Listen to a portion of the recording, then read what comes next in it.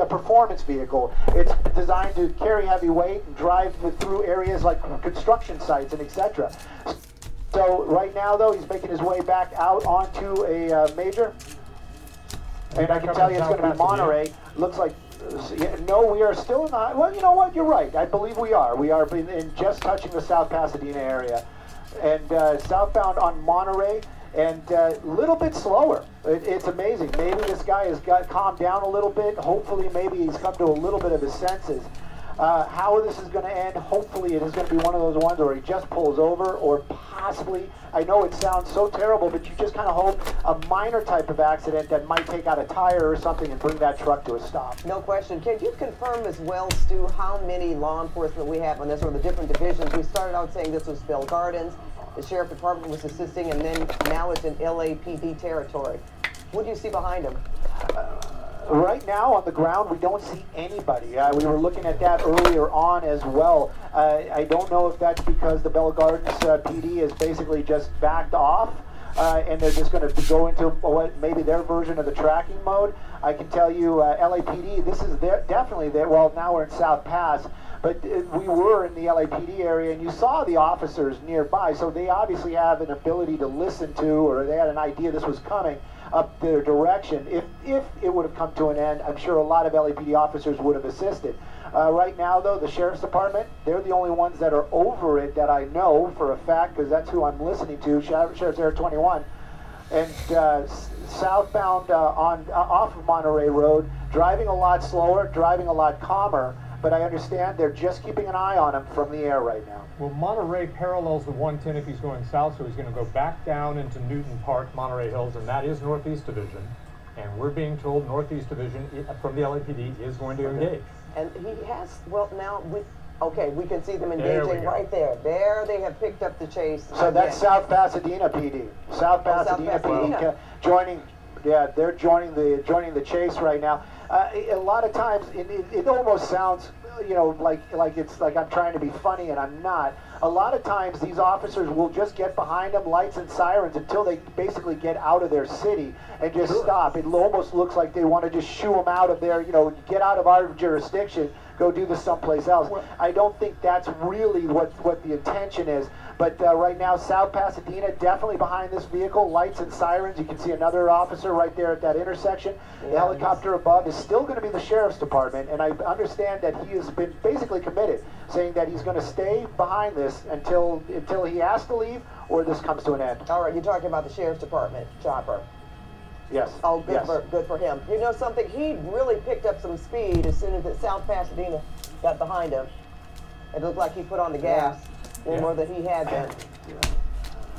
Well, you know, the thing is I'm sure nobody behind the wheels of any of these cars that we've been watching in any of the chases are in any type of, you know, intelligent mode, meaning that they're reasoning well.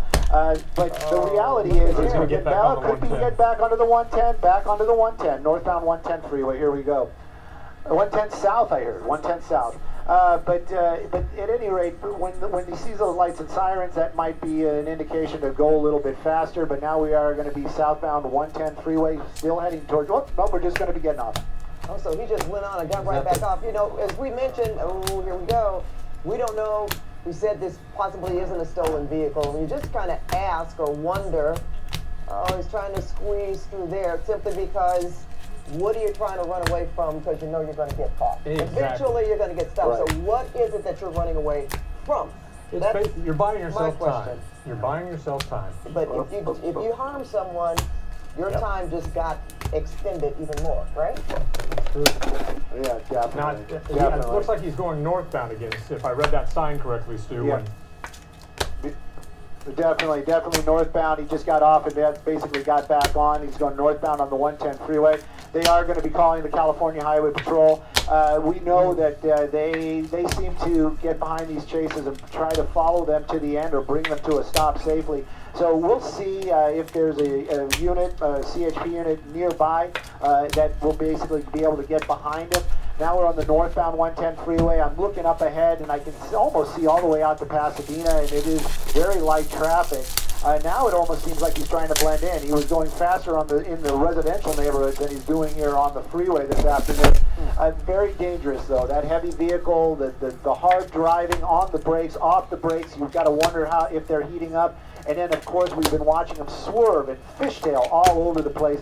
It is amazing that he's been able to keep all 4 of those wheels on the ground and that vehicle from rolling over or smashing into a parked vehicle. Northbound 110 freeway, California Highway Patrol has been notified. South Pasadena, I believe, has dropped out of the chase. And getting off the freeway. And well, I hear the Pasadena PD helicopter is going to be joining us here shortly, so we'll see what happens. Sometimes we got to bump it up because they fly a little higher. Got off the freeway. We'll get you some streets here in just a second. Okay, what did Stu just say though? He said Pasadena PD can fly a little higher? No, no, he's just they're going to join. Pasadena launches from off the 210, and it's about a 2.5 mile flight for them to get to this guy. Okay, but I just heard him say something about get a little higher. So when he gets, if we have 2 helicopters, PD helicopters involved, then we are going to have to get a little bit higher up. Gotcha. That's going to be a Royal Verde road that he just got off, and I don't know the turn that he just made, but it looks like we're making a southbound turn right now. A lot of traffic out here. That's what I just heard. He's on the wrong side of the road already, and you can see it's just one lane out there. So you got to wonder if somebody's coming up the other way, where are they going to go? You've got traffic and you've got a curve. Well, they're taking the curve. You can see those vehicles right there. Yeah, absolutely. It is just so panicky to watch some of these chases. But if there's anything positive to report, it is he has slowed down. That's right. You know what's interesting? I saw some officers out of their cars, and that makes me wonder if they were trying to decipher whether they should put on a spike strip or something like that. Yeah. What do you say, Steve? I think those officers were just doing officer work that was unrelated to this story altogether. I think they just happened to be there on the side of the road talking to some folks, and this passed right by them. I got to say, the slower driving in the neighborhood makes my job much better or easier, where I don't have to be as panicked. We're coming up towards Avenue 65, or we're on Avenue 65. I'll get that confirmation here. We're on 65, and we just crossed Pollard right there. And you can see though, when he goes across a lot of those residential intersections, he bumps around, he gets a little bit of air. When he was doing 60, 70 miles an hour, he was getting all 4 of those tires off the ground. All right, this is another narrow, look at that. That's very close. All these we saw this guy almost get nailed by a train. He almost get nailed. I mean, he burst right through the railroad tracks. So, well, again, the guardrail, that's what I should say. You just wonder, what are you running away from? Obviously, you don't want to get caught by police, but, you know, I mean, from a reckless driving charge to everything that we have seen in the last several minutes, Stu, that's a heck of a lot more. Yeah. Now, Stu, I'm trying to work and go ahead, Jeff. For you, just because I know you're tight on the truck, do we have any police units behind you now, or is that the reason that he's slowing down, because they backed off again? I believe that's one of the reasons he might have slowed down a little bit, but the helicopter's still above, actually 2 of them now. We got Pasadena PD and the Sheriff's Department overhead, just keeping an eye on what's going on out here, definitely slowing down. He's northbound on Avenue 64, you can see right there a little bit of traffic, but he seems to be blending in more. He isn't doing that high-speed maneuvers and those hard turns like we saw earlier on. So, yeah, maybe the no black and whites behind him is a little bit of a better plan. But right now, though, this guy needs to get off the road, and if he goes into custody, fantastic. But as soon as he's out of that vehicle, or that vehicle has stopped, it's going to be the best scenario for anybody involved. Everybody knows he's not in South Pass anymore. He's up almost to the 134. So he's in Pasadena right now. What, from just looking at these situations, and Stu, since you've covered, what, 10? I'm exaggerating, but it seems like 10 in the last couple of days. I mean, he seems to be going, I don't know if I would say a circle, but he's picking these side streets, these off streets. Wonder if that's an indication that he possibly could know what he's doing and where he's going. Well, you know, I have no idea, and maybe he actually has a phone in there, and he's using some sort of mapping system. The booth was just telling me definitely in Pasadena. Yes, we are definitely in Pasadena. Avenue 64. We've been going northbound. We're going to be coming up on the 134 here in just a minute or two. You know, Pat, I think what you were saying is, you know, we don't know what these people are thinking at any time. But at least in this case, what we've observed is he has stayed away from the freeways. He's used them a couple of times, but he seems to prefer the surface streets. He seems to prefer neighborhoods for some reason, and like sometimes getting onto major surface streets like the bigger streets. But he's basically stayed on these little tight, narrow areas most of the time. Is he looking for a place to get out? Does he have a plan where he's going? Is he just trying to make some sort of statement for himself? I don't know, and I don't think anybody does except for the guy behind that wheel. When he gets up next to other cars like that, when he pushes his way through and just runs through red lights at 60 miles an hour, that's when the panic sets in. Yeah. And right now, driving a little bit slower. I haven't seen him actually stop for a red light. I'm wondering if that's going to happen here in a moment or two. But we're basically paralleling the freeway, but now we're going to be getting onto the 134. And that turns right into the 210 eastbound, and at this time, the 210 eastbound can be a parking lot, especially when you get right up to Lake Avenue. So if he decides to stay on this freeway, he is not going to be going very fast. Oh, he just picked up some speed there. You're 100% correct. I'm just looking out the window. It's kind of wide right now. Cars are pretty well spaced, but as we start getting into the downtown Pasadena area, it gets all backed up. It always does until you get past that bend.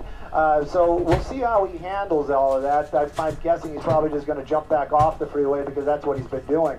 California Highway Patrol once again notified, and it looks like he is kind of moving back over. Let's see if he's going to be getting off the freeway or just a transit northbound on the 210. I believe that's what it's going to be, northbound 210. So he went from the 134. Well, the 210, the 210, yeah, east-west. If he's getting on the 210 towards San Fernando, he's going to head up right toward JPL, the Arroyo, and La Cañada. Yes, that's the general direction we're heading right now. Yeah. But he stayed in that general area. Yeah, I mean, he seemed to know what he was. He seemed to at least know what he was doing when he was kind of in the, South Pasadena area, East LA, and all of that. But this is going to take him to an entirely new part of the county. Yeah, I wonder what's in that cab there. What kind of equipment? Just taking a look. I couldn't figure out why the one wiper is up and the other wiper is down, and it does look like there's some damage to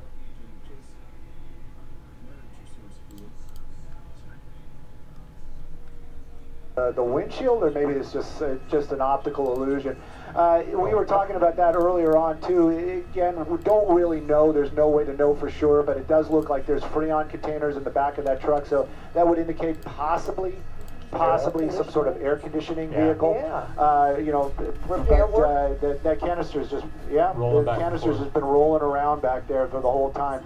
The truck did make a minor collision with a vehicle earlier on. That front bumper, you can see the blinker hanging out. But this guy really not driving the speed limit at all. He's starting to pass some of these vehicles over 80 miles an hour. But then again, you've got California drivers. Somebody's got to pass them.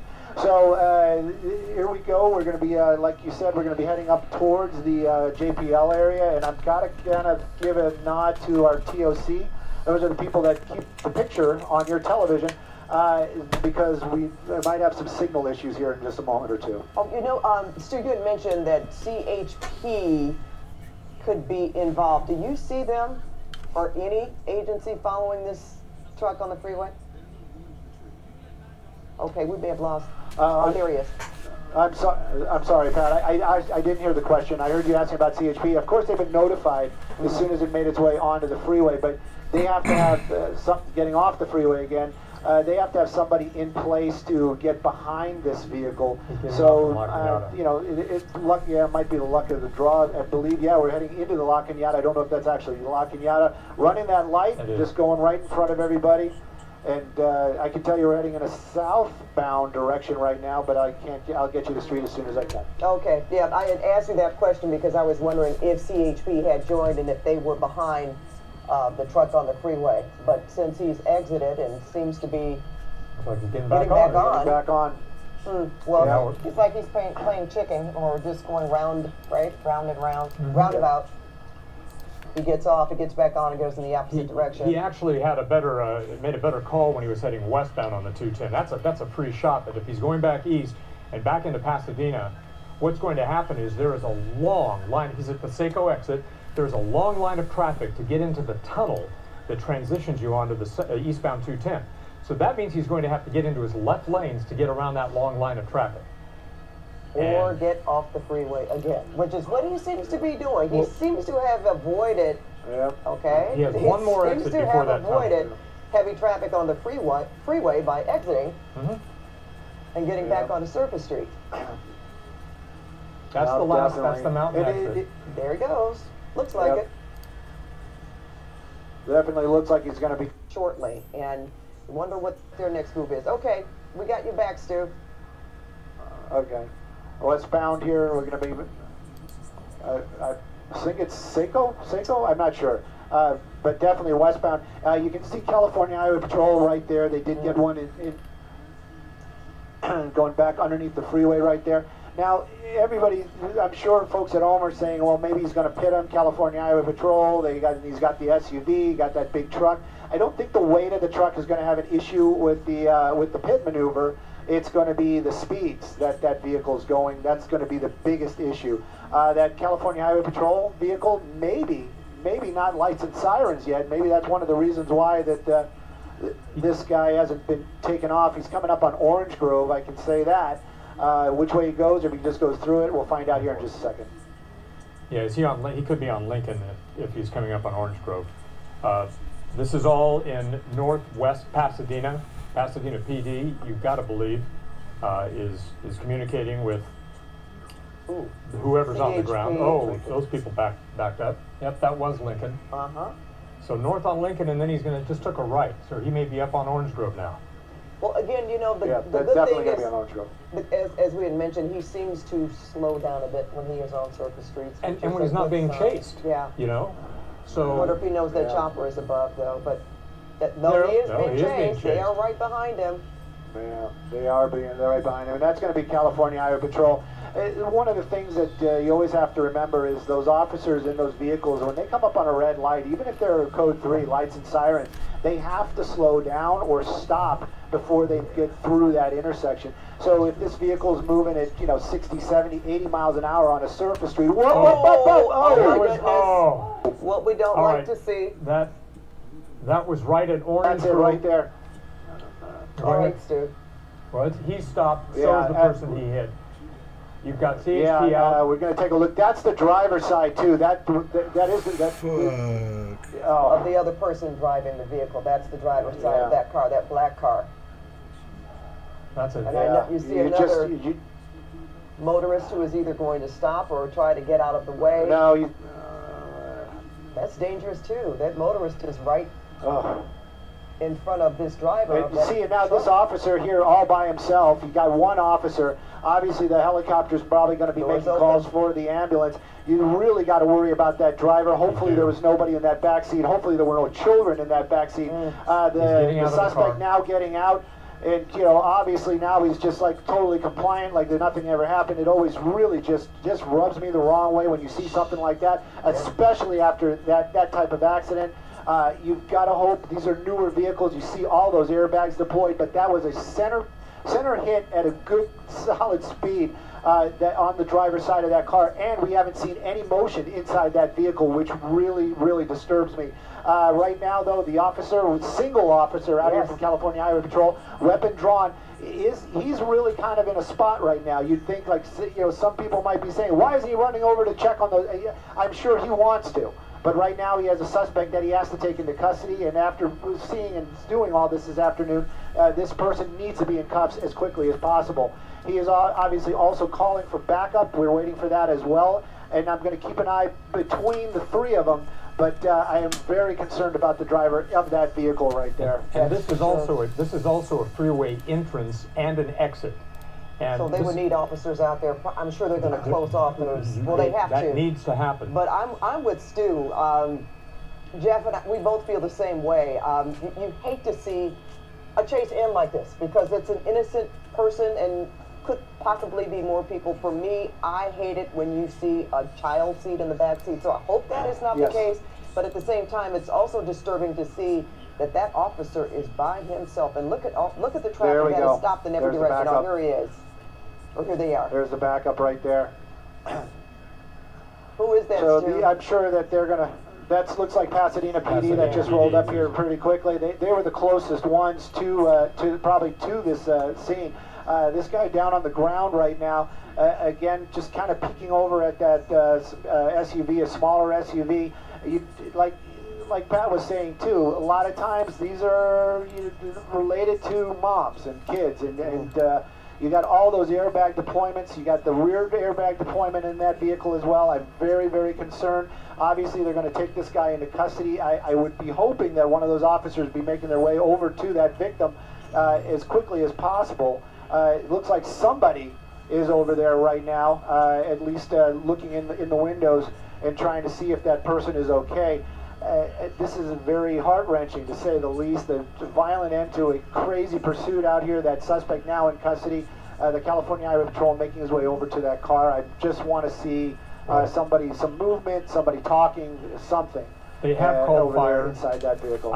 They've called the fire department. They've called an ambulance.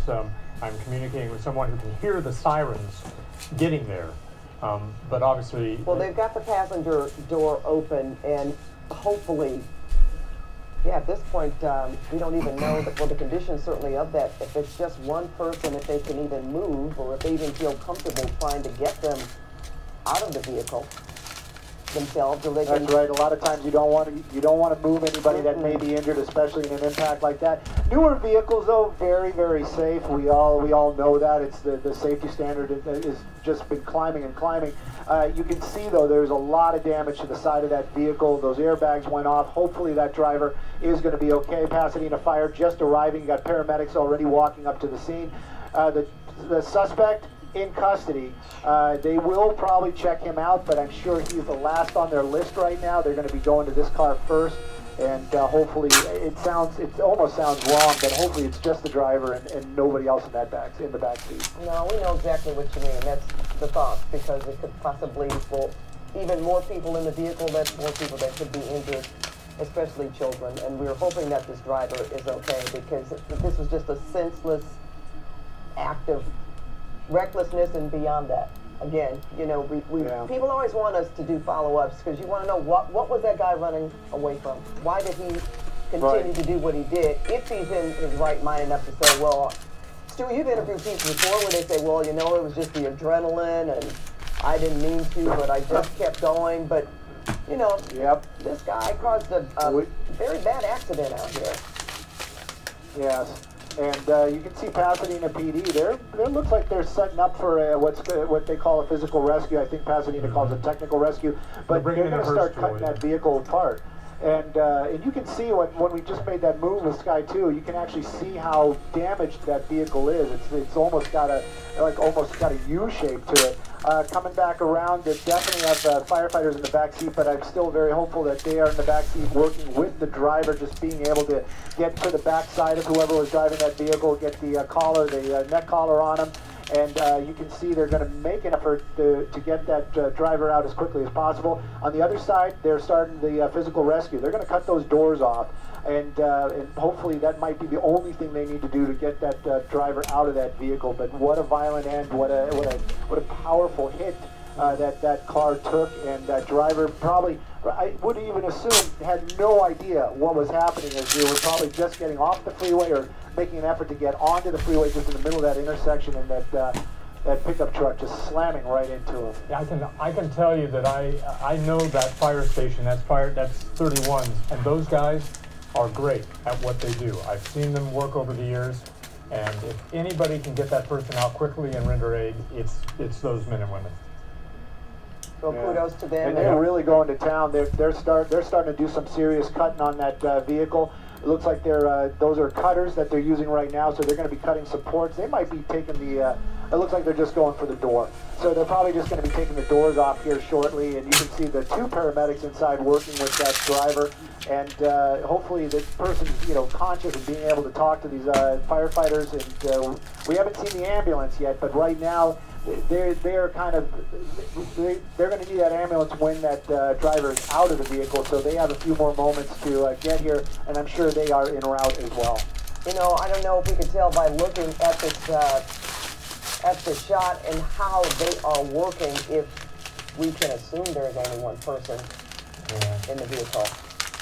That's true. Can't really tell. There's certainly no one in the passenger seat because we see the rescuers. Well, they're in that front seat. The other good news here is that this is about a mile, maybe a mile. That door off. Yeah, that's using the Hearst tool to pry that door open. This is only about a mile and a half from Huntington Memorial Hospital. It's a trauma center.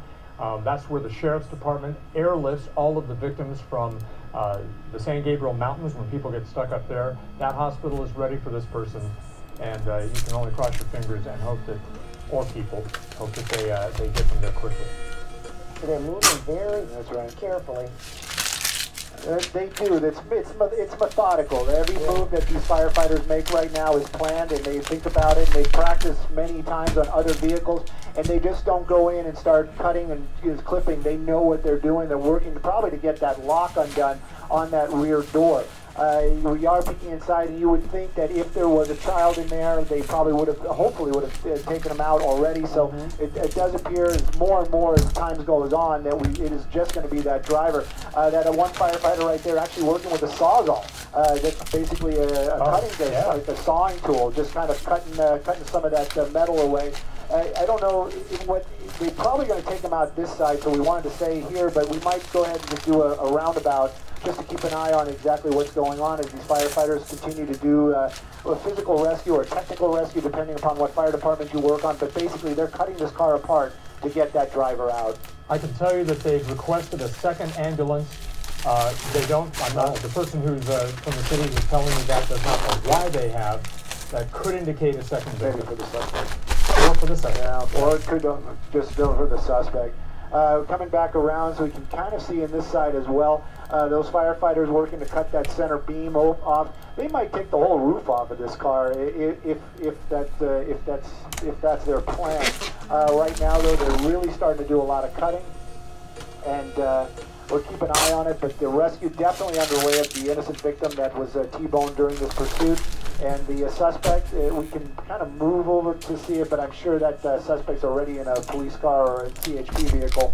And there's the truck. So if anybody's just joining us, that vehicle going probably about a good solid 45, maybe 50 miles an hour, just T-boned that innocent person right there and brought this pursuit to an end. And this pursuit began in the city of Bell Gardens. Bell Gardens police were in pursuit at first, and we had a number of other agencies to join in. Of course, Pasadena has ended up with this. LAPD at one moment in time was asked to join, or at least they were aware of it. And the sheriff's helicopter was overhead, Pasadena chopper as well. And now we see what is happening. Here, I don't know, Stu, it looks like there's a lot of activity in the back seat. Can't tell if they're trying to just disable the rear. They're trying to lower the backrest of that seat, possibly, because it doesn't look like he's going for a person. That guy right there, that one firefighter that's kind of swatted right there, he's still got the, you mentioned earlier, Jeff, the Hearst tool. I don't know if it's the cutting one or the prying one, but he's probably definitely trying to get that center pillar, maybe get that door, that rear door completely off, then to work on the driver's door.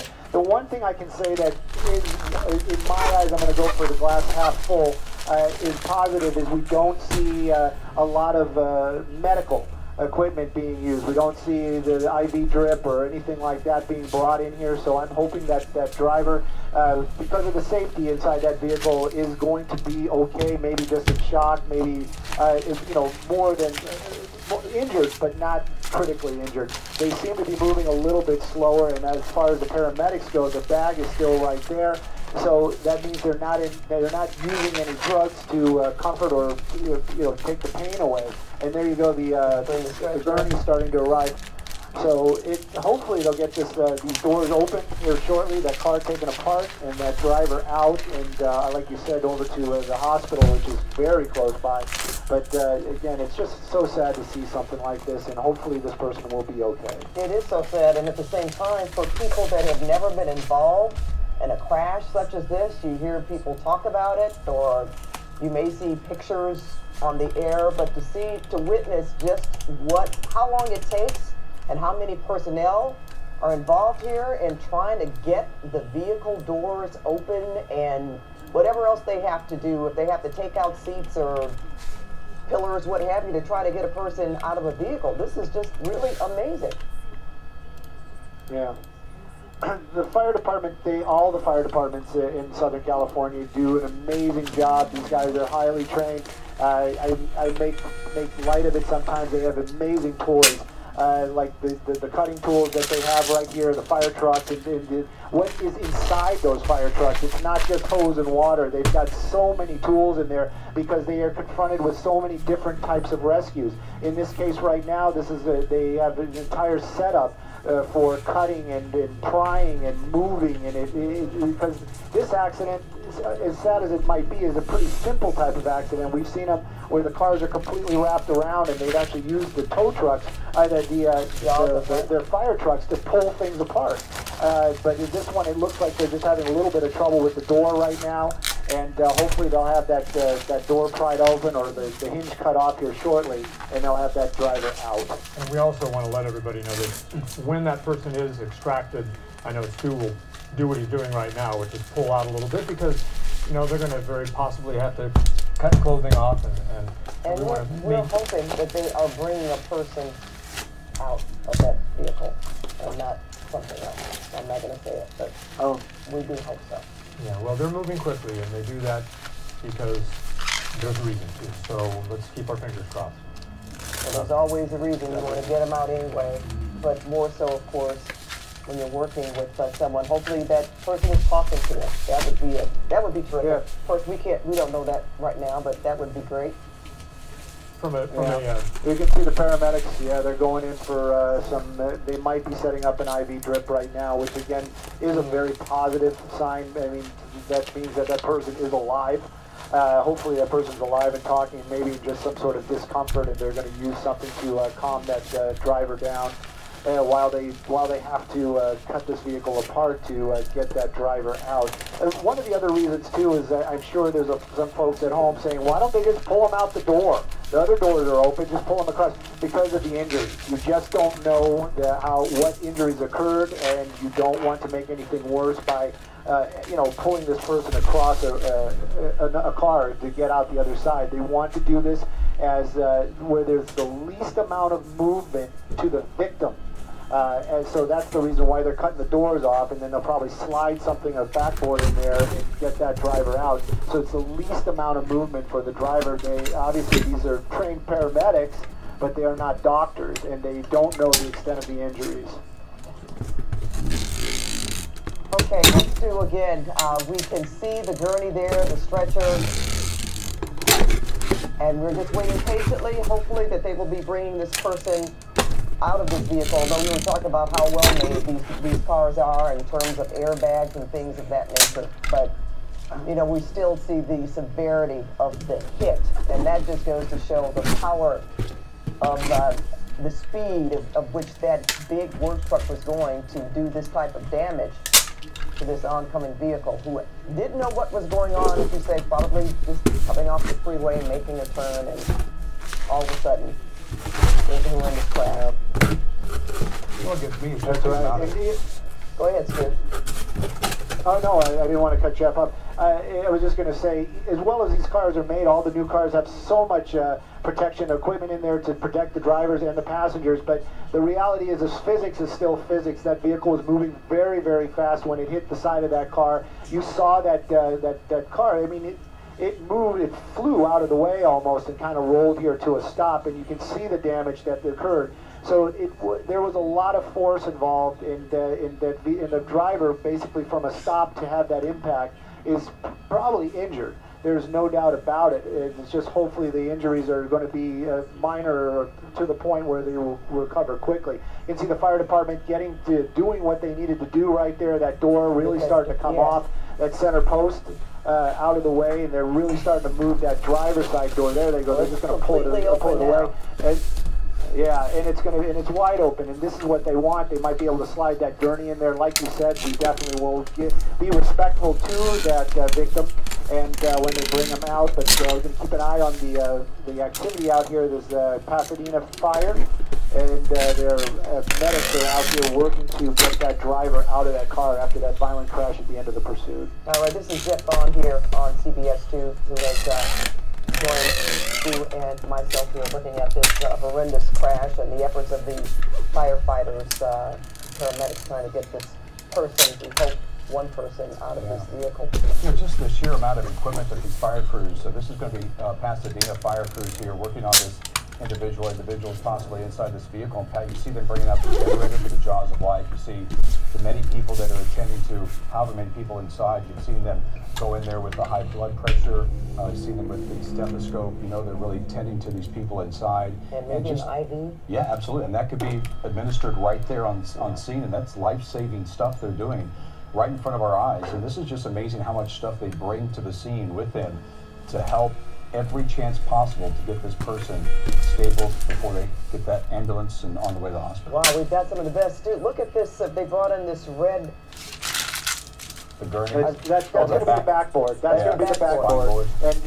And that's what they want. They don't want to make it, they don't want a lot of movement. They just want that driver to, or the victim in any case, to just kind of lay over and be on that backboard, so you don't have that much movement, spine, neck, back, all that. They don't want that movement. That's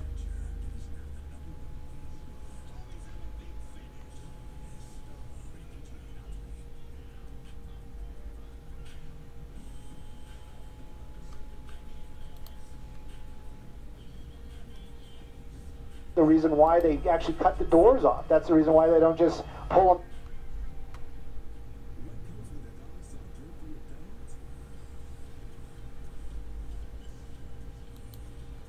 out the other side where the doors are working. The least amount of movement to the victim is what they want.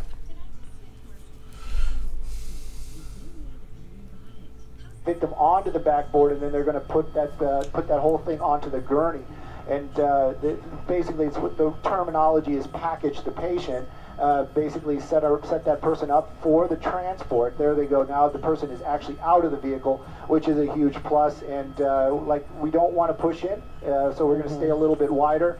And but it definitely looks like that victim out of the vehicle right now and onto the gurney. So soon we'll be in that ambulance and then off to the hospital. Okay, and so far we can assume, we'll surmise, I think correctly, that there is just one person in this car, and we of course don't know who it is. No. We are hoping that they will be well. They're on their way. They're being transported. As Stu mentioned, they do have the victim out of the car, and they are now moving that victim on the gurney, on top of a flatboard, into this ambulance. Yeah. At this point, we want to say... They've got her covered up.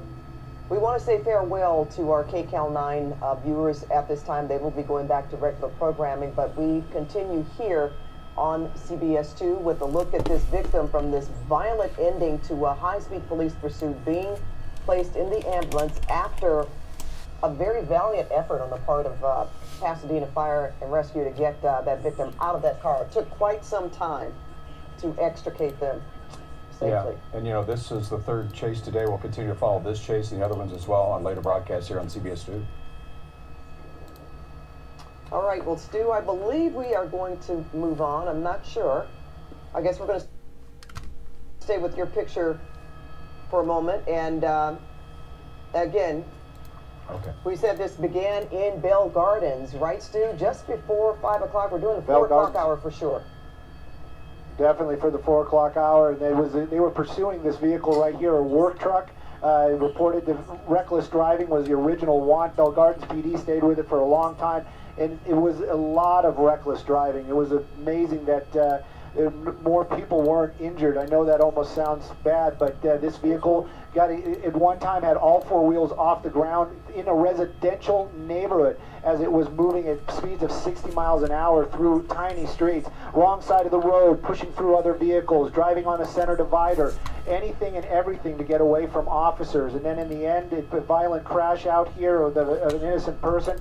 This is going to be in the Pasadena area, very close to the 210 freeway. That vehicle actually slowed down, thank goodness. The speed's probably only about 40 to 50 miles an hour, which is still a good clip. Basically hit that vehicle right in the driver's side, and that's what brought this pursuit to the end. The driver of the vehicle is in custody. Who's still here? Adam, Vince. Yeah, getting all this stuff out. Adam, Vince. Right, they're shipping out right now. I got 19 minutes to make it to the post office for you guys. Prism's in there and whatever else for this week. So Prism's in there.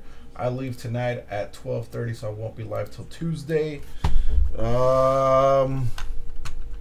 Anything else? Thought you guys would enjoy a chase if I wasn't live. You guys could see the chase.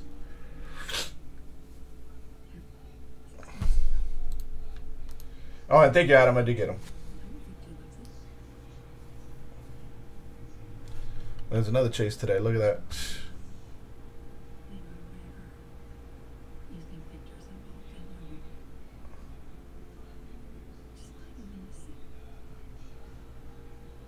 Third chase for the day was the one I was just showing you guys.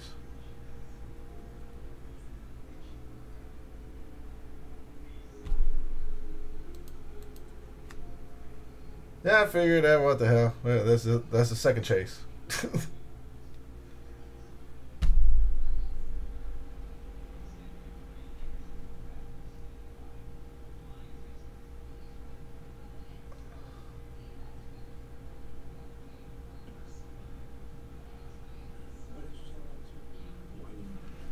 Enough of that for you guys today.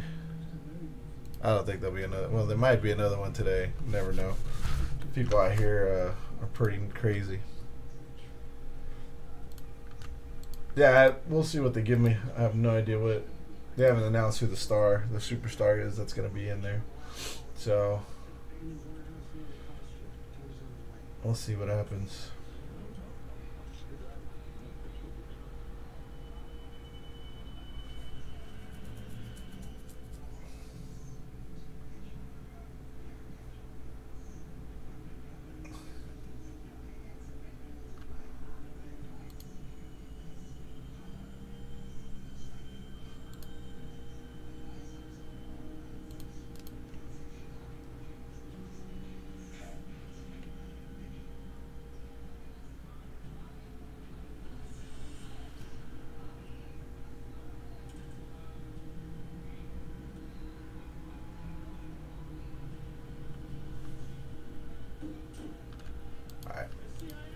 All right, I'll catch you guys later. See you later, Adam, Vince, and Tim. Catch you guys next week.